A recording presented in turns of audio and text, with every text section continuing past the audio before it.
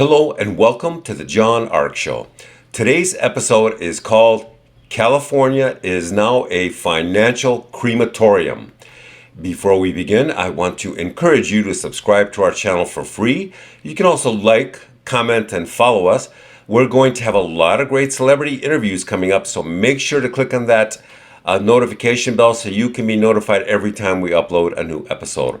Also, we ask that you post a link to today's show on all your social media to help spread the word. Now, let's get started. California is now a financial crematorium. Unfortunately, a lot of its residents still don't realize it. They're so happy to be enjoying the spring and summer that they don't understand what's really happening. They don't understand that they have just passed another major milestone and financial inflection point. One that for many people will mean they will have to live the rest of their lives in California financial hell. Why do they call it California financial hell? Because they don't have enough money to leave now. And if they don't have enough money to leave now, then they definitely won't have enough money to leave in the future. Hence, they will be trapped in financial hell.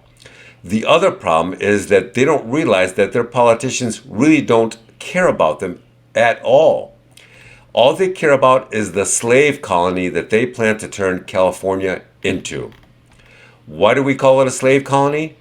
Because they're eliminating small and mid-sized businesses, which is where almost all of the jobs were being created. And without jobs, you have nothing. Just like the movie Devil's Advocate starring Al Pacino, where he says he's going to use the court system to let the criminals rob and rape and steal and kill everyone, and then they're going to use the courts to let them all go free. That's what's going on in California now. Think that's an exaggeration? Will Smith physically assaulted Chris Rock in front of a worldwide audience on the Academy Awards. And do you know what happened? Nothing. Nothing happened. Dave Chappelle just got assaulted on stage, and do you know what happened to his attacker? Not a single felony charge. The Los Angeles District Attorney is now routinely releasing criminals who commit felonies, and they're not being charged with felonies. So what else is making California a financial crematorium? It used to be the land of opportunity. Now those opportunities are dying and disappearing. Actually, I should say they're being killed off deliberately and systematically and in a very organized fashion. Affordable housing and apartment rentals, gone. Price of gas, it's now so high that people are refusing to drive unless it's absolutely necessary. Have you tried to have a funeral or bury someone you love in California lately? If so, then I'm sure you understand how unbelievable the prices are. Because people who haven't had to bury someone recently, but suddenly do, they're going to be in for the shock of a lifetime when they find out how expensive it is. Have you tried buying groceries in Cali lately? I'm not just talking about the crazy expensive organic nonsense they're trying to sham sell to everybody. I'm talking about the normal everyday foods. We're now passing the threshold where normal people can't afford food.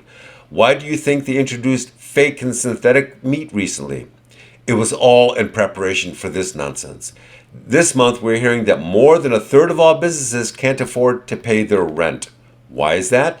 Because people can't afford to buy stuff anymore. Is it because of online sales platforms? Well, some of it is, but there's another issue. People who used to have disposable income are now being forced to spend it on high food and gas prices, so the money they used to have as disposable, they can't use anymore to shop in other places. You know what else is interesting about California? First, people stopped going to the movie theaters because they were too expensive, so they stayed home and watched streaming services. Now they're canceling many of their streaming apps because they can't afford those as well. So here's a question for you.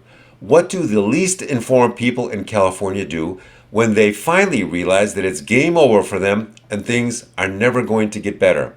Well, some of them will become homeless. Some of them will become criminals. Some of them will be interned in commercial slave labor prisons that they'll cleverly call something innocuous like treatment centers. Perhaps most ominous of all, a lot of people will simply die of hunger or drug overdoses or despair and never really understand what was done to them. There are some rumors on the streets that fentanyl is now being deliberately deployed into the country to systematically kill off as many drug users as possible.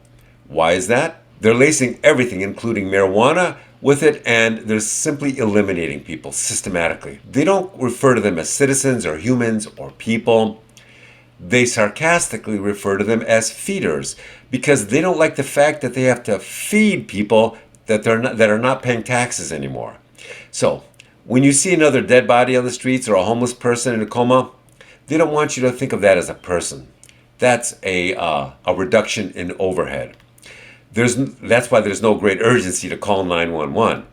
They just wait until they're dead so they can reduce their social overhead on these problems.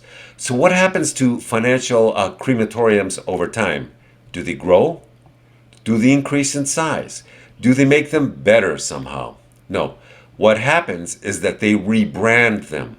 They'll come up with a clever new name to lie about what they really are. Instead of calling California a financial crematorium, they'll call it something new like heaven, or paradise by the sea, or how about Detroit with better weather? It'll be some crazy rebranding strategy created by some crack-addicted advertising executives in LA or New York that'll sound even crazier than the names I just made up above. But on a more serious note, how can these problems be solved? First of all, they will never be solved by existing politicians. Why? The only way to solve these financial problems is if people peacefully protest and continue to protest day after day, month after month. In fact, if someone is out of control or on drugs, they should protest constantly. The next thing to remember is that anyone who actually appears to be a politician should never be allowed to be a politician again, because that formula has never worked. The only people who should be allowed to become politicians are those that would never want to become politicians. I know that sounds like the Twilight Zone, but that's where we are now. We're now in the California Twilight Zone, a place that is so crazy and out of control that it's like living in a drug-induced psychotic episode. So corrupt and so evil that nothing makes sense and nothing traditional is being allowed to work or prosper or succeed. In the California Twilight Zone, the only things that matter are things that don't really matter. So if it's possible, we recommend that anyone who can manage to get out of California do so as fast as they can. Why is that? Because we hear they're planning on making things so much worse in California that if we told you about them, you would laugh and say, that's never going to happen. But watch, it's coming. So get out any way you can, as fast as you can. Thank you for watching. I want to encourage you to subscribe to our channel for free. You can also like, comment, and follow us. We're going to have a lot of great celebrity interviews coming up, so make sure to click on the notification bell so you can be notified every time we upload a new episode. Also, we ask that you post a link of today's episode on your social media to help spread the word. Thank you, and we shall see you soon. Bye-bye.